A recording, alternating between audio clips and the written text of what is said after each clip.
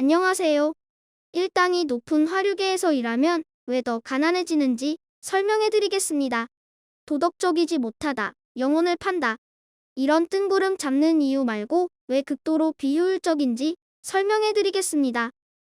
첫 번째, 일당이 높아 보이지만 사실 낮습니다. 매우 높은 일당에 혹해서 화류계 일을 시작하게 됩니다.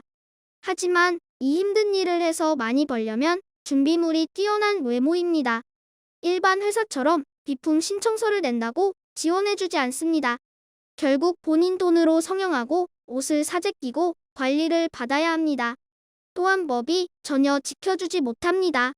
돈을 떼먹혀도 폭행을 당해도 끔찍한 일을 겪어도 대부분은 자신이 화류계 종사자인 걸 알리고 싶지 않아서 신고하지 못합니다.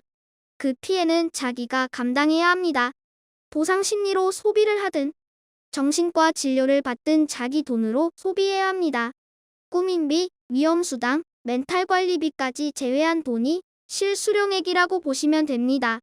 두 번째, 보상 심리. 쉽게 번 돈이 아닌데 쉽게 벌었다고 착각하고 소비 습관이 무너집니다.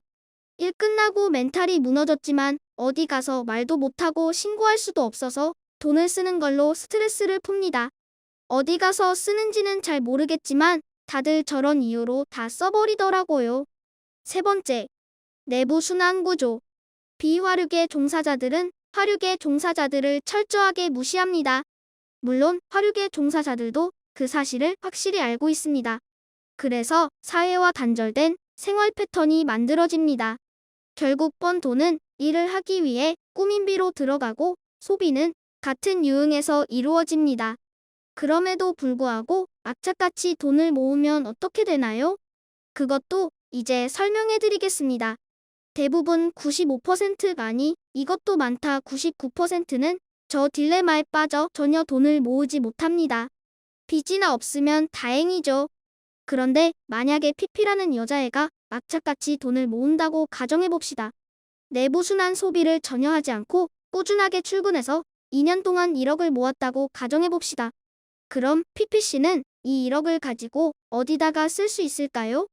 큰 돈을 벌려면 미친 듯이 일하고 바깥과는 단절될 수밖에 없습니다. 아마 자존감은 매우 낮을 거고 바깥, 현실 세상에 대한 정보도 없을 것입니다.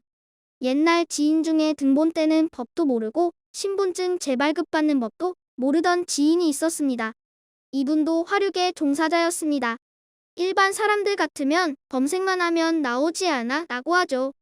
하지만 바깥과 단절되고 오랜 시간 지나면 현실 대처력이 떨어지나 봅니다.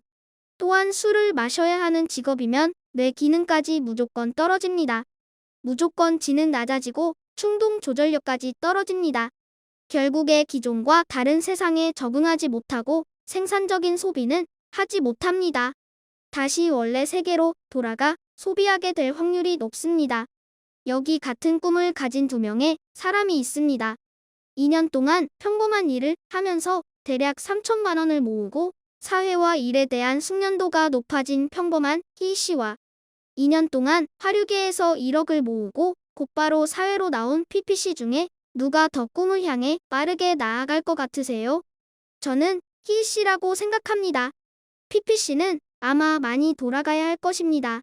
그럼 2년 동안 집에서 놀기만 한 사람과 2년 동안 화류계에서 일한 사람 중에 누가 더 낫다고 보세요? 집에서 놀기만 한 사람이 낫습니다. 이것도 설명해 드리겠습니다. 2년 동안 집에서 놀기만 한 DD씨가 있습니다.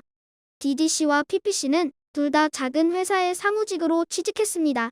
둘 다 평소에 하지 않던 일을 하느라 너무 힘이 듭니다. 그래도 열심히 일을 합니다. PP씨는 술을 많이 마셔서 지능도 낮아지고 감정 조절도 힘들어할 것입니다. 일은 DD씨가 더 잘하겠죠. 한 달이 지나 급여를 받고 DD씨는 목돈에 감격을 할 것입니다. 하지만 PP씨는 절대 그럴 리가 없겠죠. 앞으로의 삶의 만족도는 DD씨가 높을 것 같네요. 돈이 목적이라면 숙식이 제공되는 공장이 낫겠네요.